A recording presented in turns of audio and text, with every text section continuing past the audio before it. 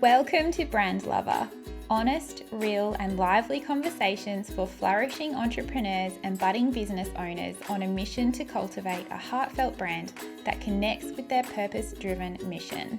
My hope is that you walk away feeling inspired and refreshed with a weekly takeaway in your back pocket that you can apply to your life or business. Dr. Monica Devanand is an award-winning growth and business coach and mentor at Dr. Monica DR Coaching and Consulting, and the founder of the Grow Through Planner, a planner for Christian women. After more than 10 years of working as a medical practitioner, she transitioned into coaching and consulting and has since built two beautiful, amazing, wonderful, successful businesses. So welcome, beautiful friend. Thank you, Rach. Thanks for having me. I'm so honoured to have you as a guest finally. Yes. And it's been a few months. It's been a while. But that's it's been a while. The journey. Yeah. Everything happens at the right time. So exactly. I'm just so excited to introduce you to this podcast community. So please share a little bit about yourself on a personal level. What's your story in a nutshell? Who are you? Yeah. Okay, cool. So I am a medical practitioner turned coach. As you introduced me, Rach, I was a medical practitioner for about 13 years before I transitioned into coaching. All this happened about 7-8 years ago is when I sort of felt the nudge to move into coaching. But again, that was a process. It took a couple of years before I finally put myself fully into business. Mm-hmm. In the space of the last 6 years, I've also started my second business. So the second one is the Grow Through Planner, and that came around 2020. And I'm also a wife. I have 2 kids, 2 girls in primary school. And so I now pretty much work from home or from a cafe because I love my coffee. So I love, both my businesses. One is my product-based business, which is the Grow Through Planner. It's a spin-off my coaching business, so it doesn't require so much of me. I do have a few other people sort of supporting me in the background, but it's also seasonal because it's a yearly planner. So we are 3 years in now, and and again, it's been, and I'll share a little bit more in the next few minutes, but it's been a very steep learning curve. Just trying to bring the planner to life in 2020 when the world was like closing in on us. But 3 years in, I've just received shipment for the next lot. Yes. So we are just working behind the scenes to launch the 2024 planners. Wow. So much to talk about. But let's rewind a little bit because we first met a number of years ago. It must be 4 or 5 years, do you think? Yep. About 5 years. Yep. Oh my gosh. So we worked together on your first brand, which was called About Her, which was predominantly life coaching, plus beautiful prayer cards and things, gift style things. And I still have mine. I'm still so in love with them. And that was such an honor to meet you and to work with you in that way. And since we've become quite good friends, but since you have evolved into a personal brand and shifted your focus to life and business coaching, amongst many other things, including a physical product and writing books and all the amazing things that you've achieved. And I want to explore all of that. But first, could you please share the story of how you ended up, how did you decide to start the business? Like you said, that you felt the inkling for a couple of years, God whispering into your heart, when was it time? Yeah, so it is a fairly long period of transition, and all the little things that I experienced in life that kind of brought me to where I am today. But I was working as a medical practitioner. I was working in a private clinic. I was a consultant, but we were also in the same space. So I had already had one child, and we were wanting to expand our family. Unfortunately, between the two children that I have, I had gone through multiple miscarriages. So between 2014 and 2016, I had suffered 5 miscarriages. And it wasn't until the third pregnancy loss, which was probably the most traumatic of all. I had an ectopic pregnancy, and that nearly cost me my life. Thankfully, it didn't, clearly. But in that time, as I was, sort of coping through the grief and the loss, I felt the nudge to start writing. And I used to love writing in school, but not something I would have even thought of doing as an adult. And I really felt like just writing was healing for me. And, it was pen to paper, just pouring my heart, frustration, prayers, etc. And it was in that time that I really felt God calling me to share my words, my written word. And so this was going back to 2015. And I put together a very simple website on WordPress.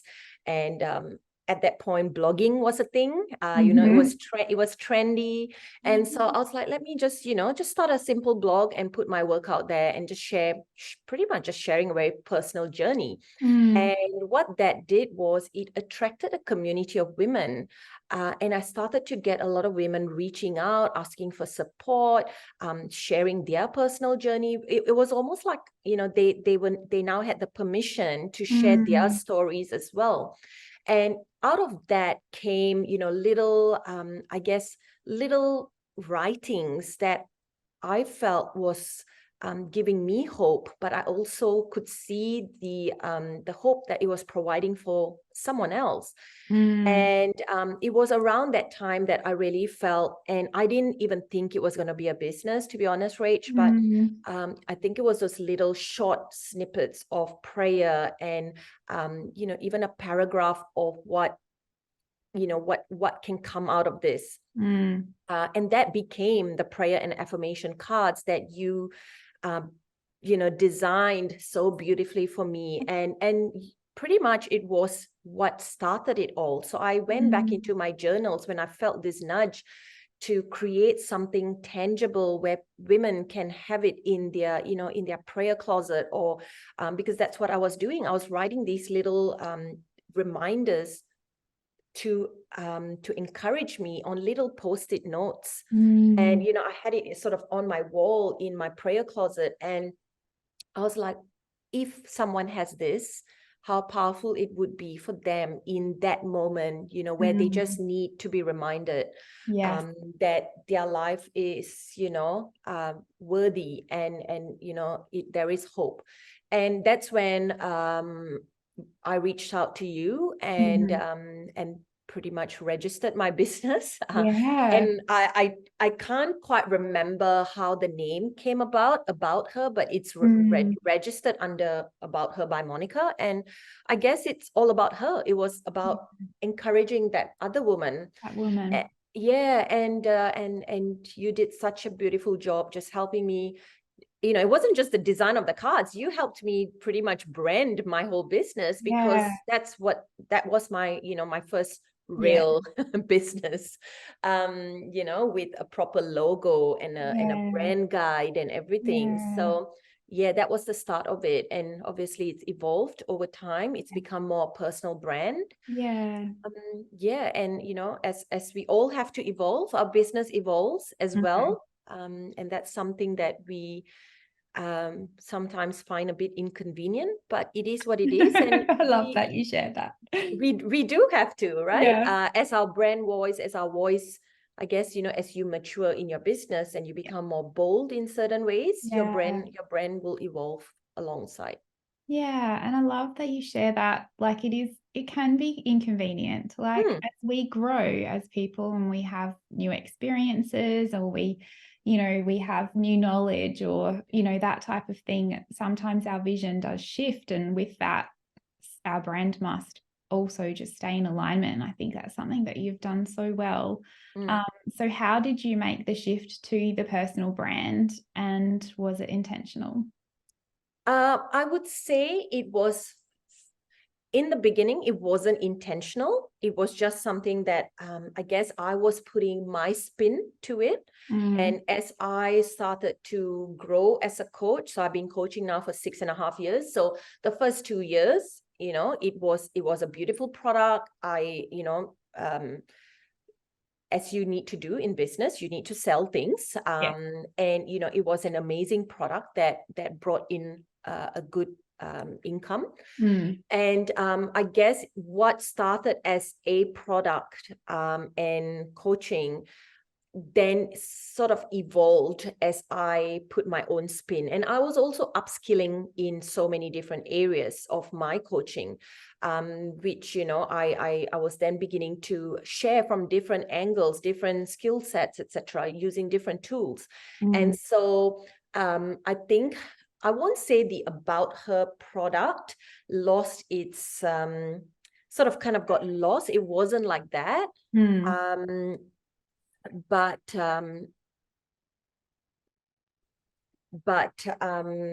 what happened was, I think because it was more of my voice coming through, I felt that I had to put my name behind the product and the service. And I think that's where, so whilst it wasn't intentional, it got to a point where, I was sort of sitting at a crossroads. I was like, I want someone to have to, when they're working with me, I want my spin to come through. Yes. And that's when I think I started to get a bit more bold in getting my message across. And again, that's been such a process. It's evolved over the years. I mean, sometimes when I'm coaching a client now, I'm like, wow, I've come far, like a lot, I've made a lot of progress just in the way I coach as well, which is a good thing. Yeah. But yeah, I think it wasn't intentional, but at one point I did have to make that decision. Yes. And that's when I was like, as much as I didn't want to put my name to it, because it's scary when, you put your name to something. Yes. You're exposing yourself even more. Yes. But it is what it is. And, at some point you kind of have to grow in your business. And that was a bold step that I had to take, which was also good because around that same time was when I was co-authoring my first couple of books, and I was starting to put my thoughts across. Yeah. And it sort of happened around the same time.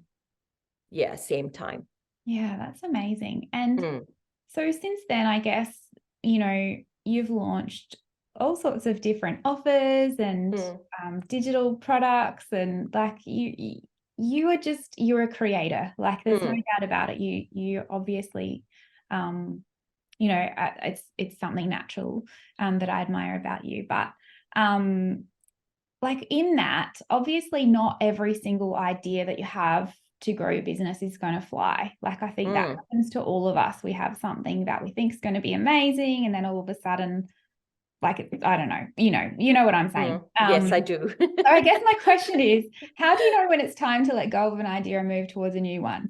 It's because I don't know, because we're told as business owners to persist and persist and persist, and that's the key to success. How do you know when something's not even worth persisting with?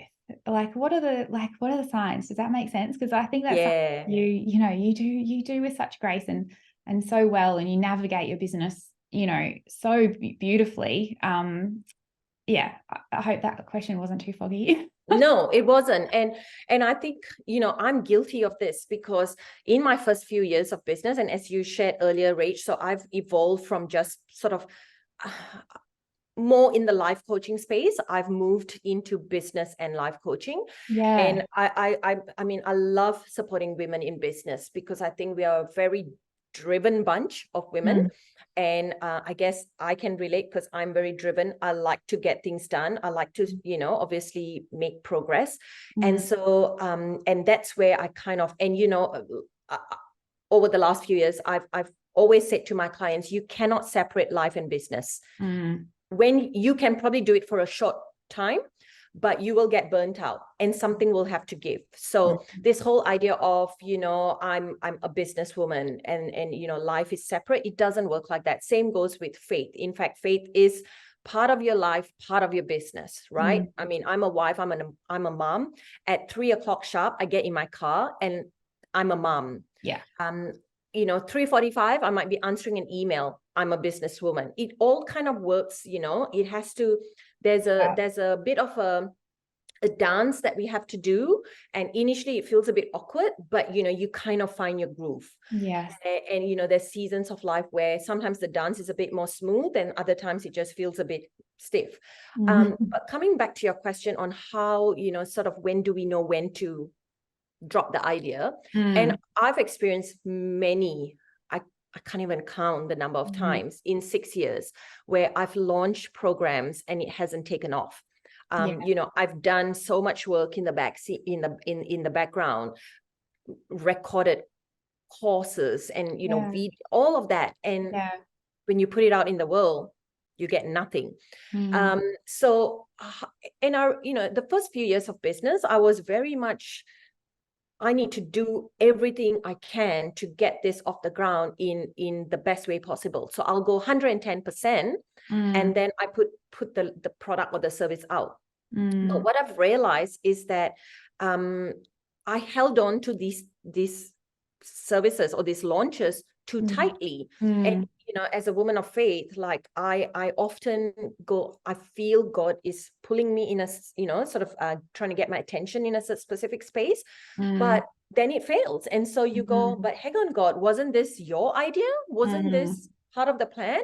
But along the way, I've realized that the vision is still there. You know, the vision may not have changed. Like God might still want me in that direction, but how I get there, it might look a bit different. Yes. So, and now I say to my clients, you know, when God gives you a vision or when you feel like this is what you want to create, do the work, but don't hold on to it so tightly. Don't, you know, like just hold it loosely and don't be so consumed by the outcome. Because everything you do, you know, you got to sort of find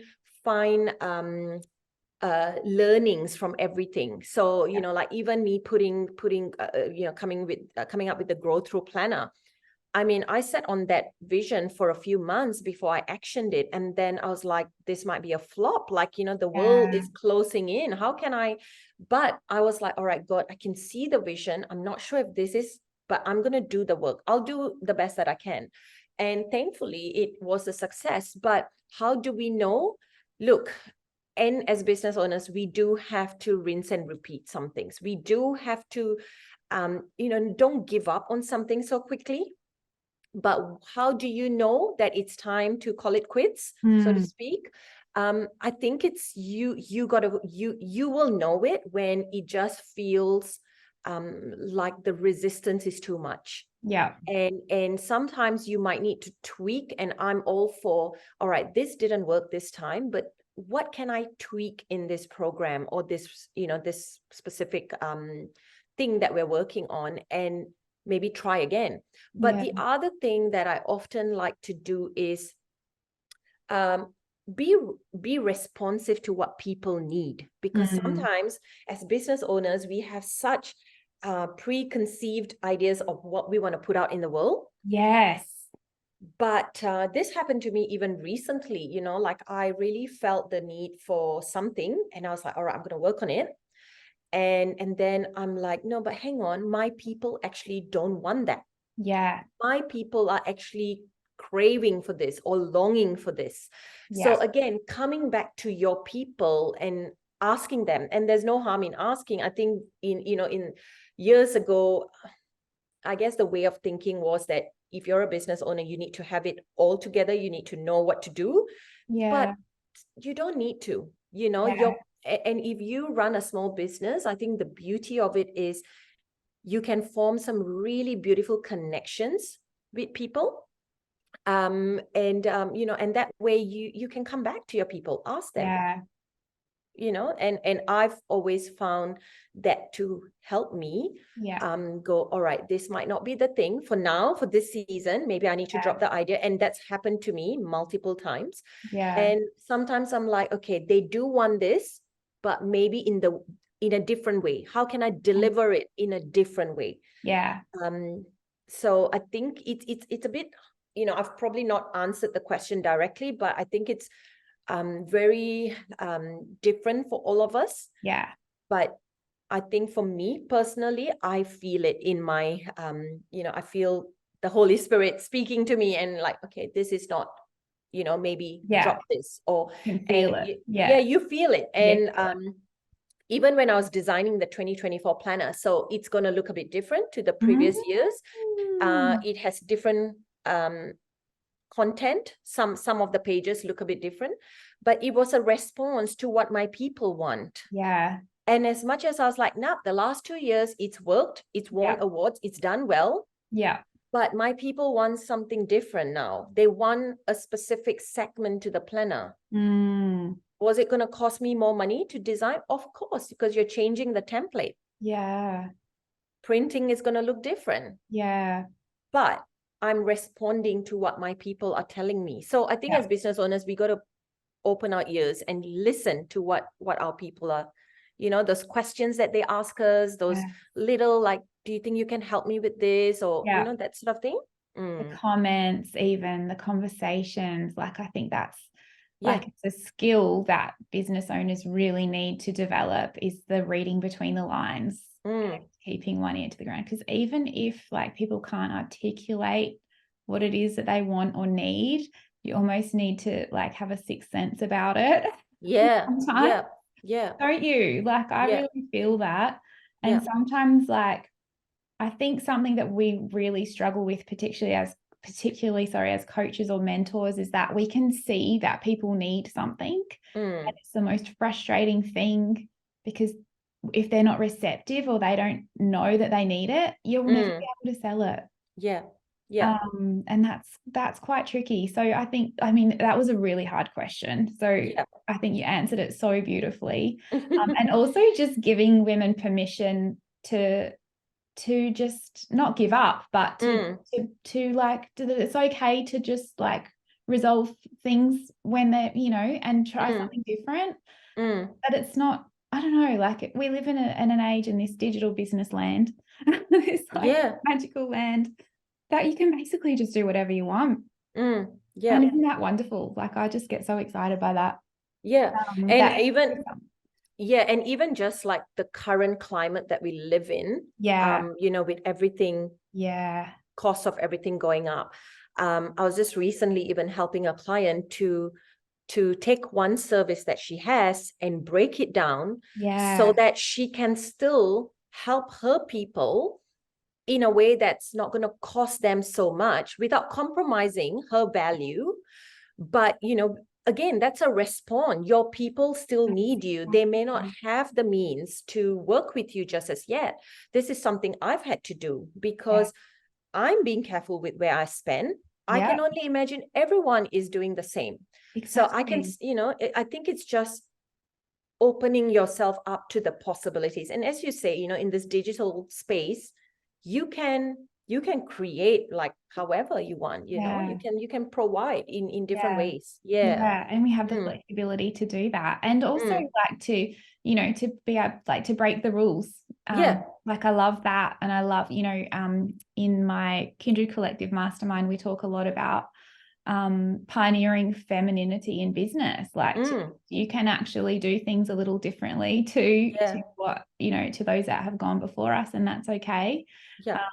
But it's all learning, and it's all, it's oh my gosh, I could just go on about this forever. The mindset. Oh my gosh, we'll leave that one well alone, I think. Let's not go there. Today will be for hours. Okay, well, I think like we've talked about a lot of aspects of your business, but you mentioned that you just casually mentioned that you're an author as well. Published author. And And you know that I just have so much admiration for you, Monica. You're a beautiful role model as a mother and a wife and a business owner. And, you know, just the way that you manage to accomplish so much with the time that you have. And you spoke so beautifully about I call it a life business integration, because it's also how I operate. But what's the secret for you? Like, what are some strategies that you're laughing? You're already laughing. Because a lot of women are put off by starting a business thinking that, like, oh my gosh, how would I possibly fit that in? But I look at other women with jobs and go, oh my gosh, how would I possibly fit that in? Yeah. Okay, so the secret is I have 27 hours in the day. Not. But I remember a couple of years ago, you know, just being in, I guess, in a season of my business where it was a lot. There was a lot going on. I was constantly in creation mode. I was, you know, and obviously this was sort of 2020. I was, you know, bringing a new product in. I had kids schooling from home, you know, all of that going on. So it's probably not the best, you know, sort of time to really sort of use to set a standard when it comes to being productive. But I still remember a time going, okay, I can't do everything and do it all well at the same time. Like I just couldn't. And it was almost like a moment where I was sitting at the, you know, at the dining table with my she was in grade 4 at that point when COVID was happening. And I was like, I can't be present with my child and still run and do everything I had to do in my business. It's almost like, you know, these moments where you kind of remember the exact, you know, conversation you're having with yourself. And I guess at that point, I was like, all right, how can I do this and not compromise? Because look, I came from a medical profession where we work long hours. And that was kind of the one reason that I went, all right, I'm going to take a step back and grow my business so that I can be with my kids. And that was, you know, kind of one of my whys, like, why did I leave that profession? And to not honor that would be doing myself injustice. So, which took me a few years to realize, but you know, so I guess at that point I was like, all right, I can't do everything and do everything well, which is what we often hear people preaching. You can, you know, she thought she could, so she went for it, etc. I can't remember the exact, you know, quote, but you know, so it almost gives us this false idea of we can do everything. We can be the best mom, we can be the best business owner, and you can't. Our energy and our time is a limited resource. Like, so what I've since been doing, and again, it's a, you know, a rinse and repeat and refine process. And I must say, I'm much, much better now these days. So I carve out a bit of time for my, I guess, my me time. But when I say my me time, it's really my time of nurturing my spiritual, my faith self. And I've been doing this consistently for about 1.5 years.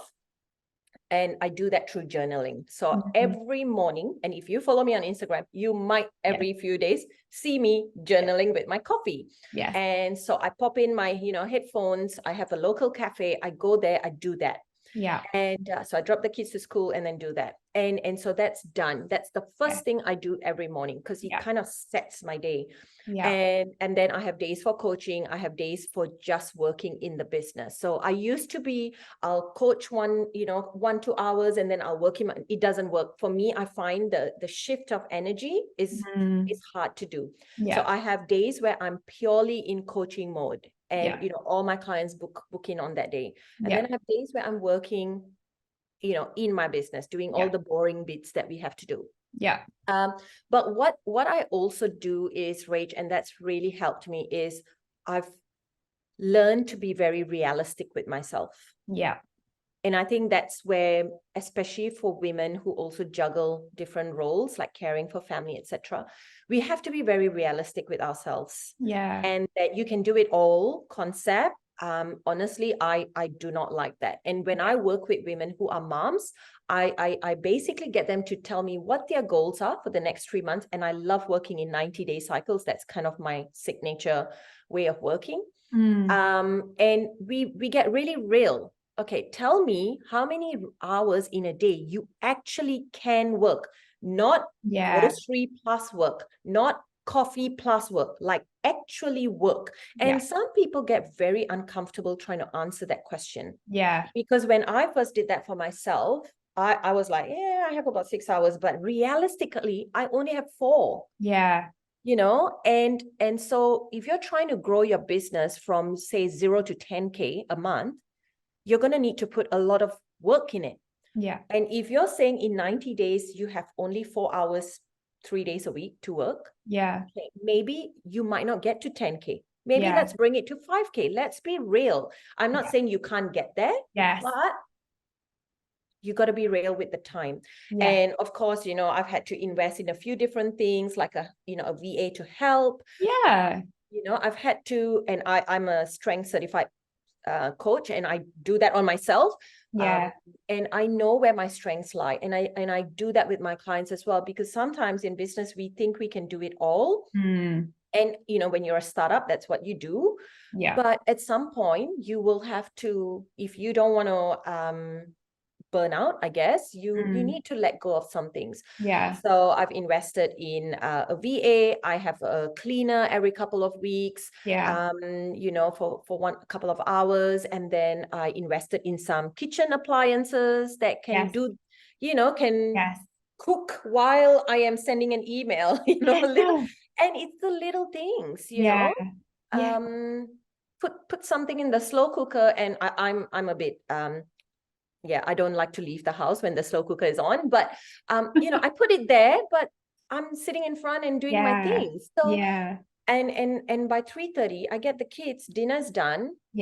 I can sit with them. I'm not stressing about dinner. So I think it's just not letting your day run you, but you need to run your day. Kind of concept. But I think the one thing, if I can say, that has really helped me is just being realistic. And I know that's such an open thing, but the moment we get it, all right, I've only got 4 hours. And even when I'm writing books and stuff, I'm like, okay, Monday, Tuesday, I only have 4 hours each day. And, you know, and then of course, there's so many productivity methods that you can use, like, you know, working in 25-minute blocks, etc., etc. Okay, so wrapping up, if there is a woman listening who is feeling a little stuck in her life or business, and I've literally just spoken to 2 women in the last 24 hours who are feeling I think there's a lot more of us, you know, in this community who, like, I think it's just a natural part of life, like when we're at the road or a crossroads, or we've got opportunities we're not sure about, you know, not knowing the path forward and feeling a little overwhelmed. What would you say to her? Yeah, great question, because I think there's a lot to explore in that stuckness. And I know sometimes we kind of, you know, we use that language, and I've come across lots of clients who, you know, when they start working with me, that's pretty much where they are. They're feeling stuck. But, you know, if you picture an iceberg, stuck is just what we see on the top.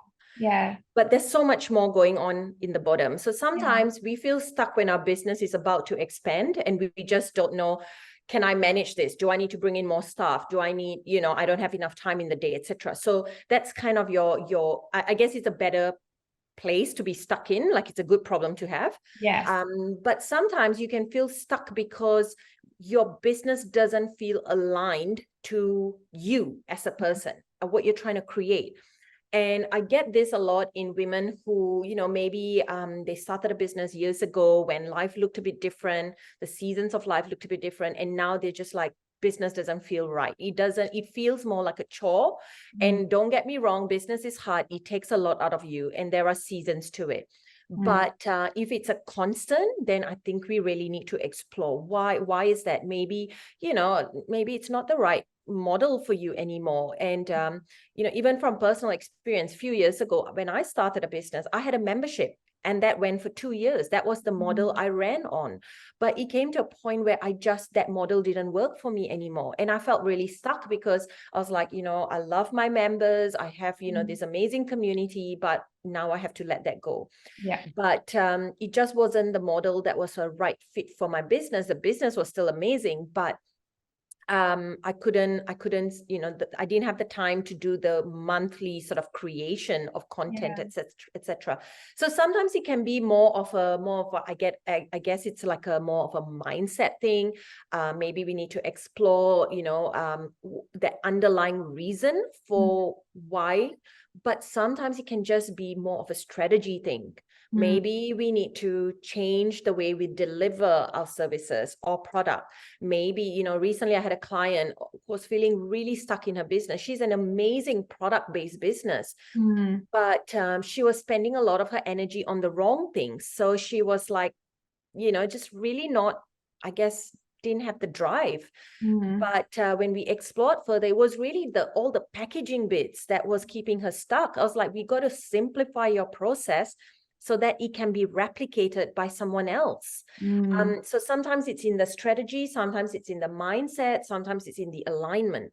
So what I would say is, if you're feeling this stuckness and it's something that's persistent, then you need to explore the reason behind it. And, there's a lot of good advice out there, but nothing like getting someone to just throw an eye on your business, because it's never a blanket rule when it comes to working with a business. There's so many underlying layers.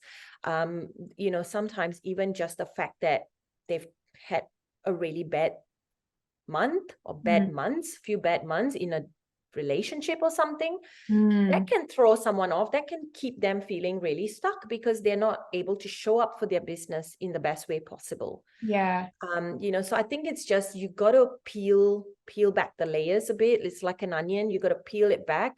And stuck is real. I've been there. I know what it feels like to be stuck. Because it's almost like you can't, you have this amazing vision and, you want to create something, but you just can't get there. And so it takes a bit of time, explore, and then get some really tangible steps that you can do. I'm all for tangible steps, because fluff is good for a while, but if someone doesn't tell me how to get to that next step, you still sit in that place of feeling stuck. Absolutely. I love that. And sometimes I think that even though you don't know, you may not really have a clear picture of where you're going, just taking those steps is enough to find that motivation again, or know, oh, hang on, this isn't where I want to be going. And then you get that clear message, okay, it's this way then. Just to take that initial tangible action. I love that. Thank you. Okay, so I've got some fun rapid fire questions to wrap up. So just say the first word that comes to your mind. So what's your favorite app? Instagram. Time of day? 1:30 p.m. Why? It's the time I break off from work and I take the half an hour to have my lunch and watch something I like. Oh, I love that. It's kind of my secret little guilty pleasure. Yes, my guilty pleasure. So I save an episode of something I'm trying to watch on Netflix or something. I love it. Because then I have the 1 hour solid block to work before I get the kids. For the kids. So so I answer no calls between 1:30 and 2. All right. So I'll remember that. It's a set time. I don't do that. I don't have a set time. I just kind of move with the flow. But and I have to admit that I do that occasionally as well. I'll sit on the couch with my lunch, especially when it's a cold, wintry day. And I'm tired and I'm It's so nice. Isn't that one of the amazing things about having a business at home that you can do? Okay, this was rapid fire. Okay, favorite type of exercise? Walking, yes. And favorite habit or ritual? Journaling. Okay, favorite way to relax? A good book and a good coffee. Better if together. Yes, absolutely. Okay, and finally, your favorite thing about your business? Oh, the women I get to work with, honestly. And it's more the when they get the breakthrough, like, you sort of, it's like that light bulb when you when they get it, you're just like, yes. Yeah. Yes. Oh. Yeah. That's my favorite moment. Beautiful. Oh, thank you so much, Monica. I've just absolutely adored chatting with you, and thank you so much for sharing so openly and beautifully with our audience. So where can they find you? Yeah, so favorite app, Instagram yes. at monica.d.r, and my website. So that's www.drmonicadr.com. Wonderful. Thank you so much, Mon. Pleasure, Rach. If you found this episode inspiring or helpful, I invite you to share the link with another woman in business or someone who needs to hear this message. Every woman we can support to grow a meaningful, profitable brand is another woman who is free to live a purposeful life for herself and be more present for her family. None of us are alone in the challenges we face in business, but the solution can start with a gift from someone else, and it could be a podcast episode just like this one. Thank you for listening.